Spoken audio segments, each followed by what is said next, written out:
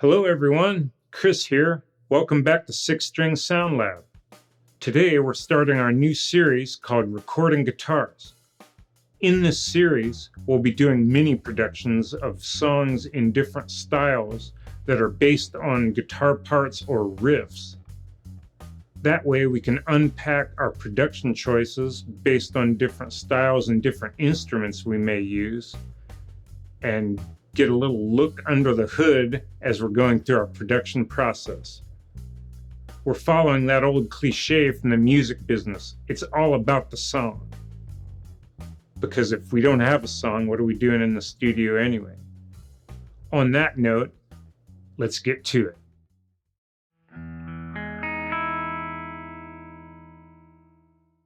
Now we have a ton of questions to answer before we hit the record button. What is this part anyway? Well, for today, it's a strumming part. Flat top steel string acoustic played with a flat pick.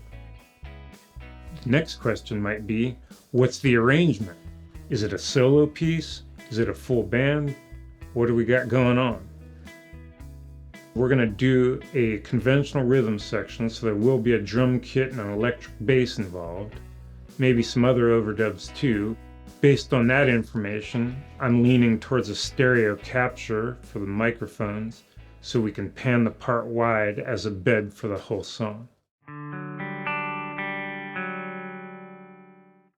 We've talked a little bit about our pre-production thoughts and strategizing for this session. Now we have to dive into the nuts and bolts. How are we going to make this recording? Let's take it to the lab. Welcome everyone to Lab Corner. Today we're dealing with our mini production, which is based on a strumming part on acoustic guitar. So in order to dig into this production, we really need to dig into our understanding of acoustic guitar and how it makes it sound. First thing we need to realize is it's not a trumpet or some other point source where you have a laser beam of sound coming straight at you. It's a little bit more dispersed. It's going up, it's going toward the floor, it's going out to the sides. The only direction it's not going is back at the body of the player if I was sitting here with an instrument. Because this is a background part. There's going to be a melody down the middle which will draw everyone's attention, but we want to give it some space by putting the guitar wide. We're going to use a Gibson J45 as our instrument. It's a pretty dark sounding guitar. We're going to do a spaced pair for this capture, and we're going to use small diaphragm condensers because they're very good for detail and high end. To get some of that mid content and low content back, we're going to put a ribbon right down the middle, aiming at the 12th fret.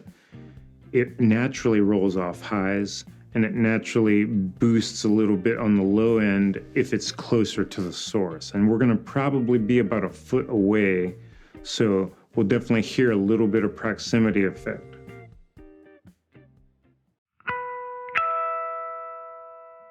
When you pan a part like that wide, it's like a shaker part. You get all that percussive definition, and that's why we're using the pencil condensers.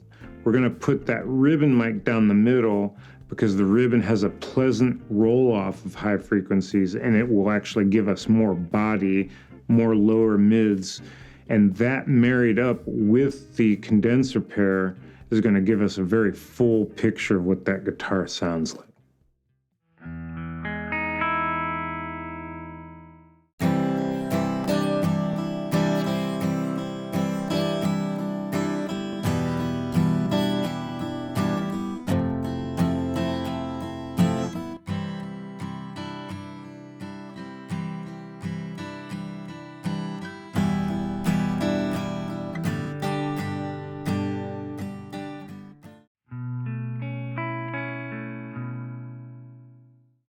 Well, we talked about our pre-production steps.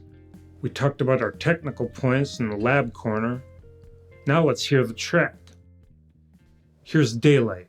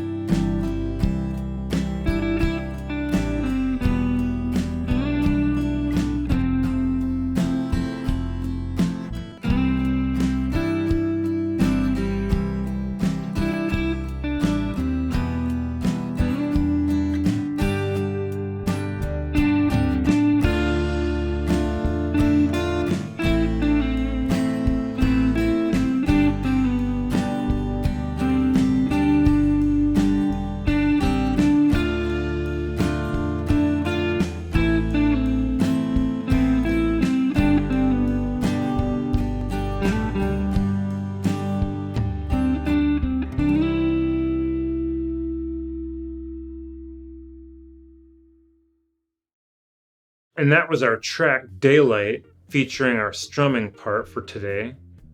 What did you think? Leave your comments down below, hit that like and subscribe button, and join us next time when we go into a fingerstyle part, and we'll do all of this again, working through that production process. Until then, this is Chris signing off from 6 String Sound Lab.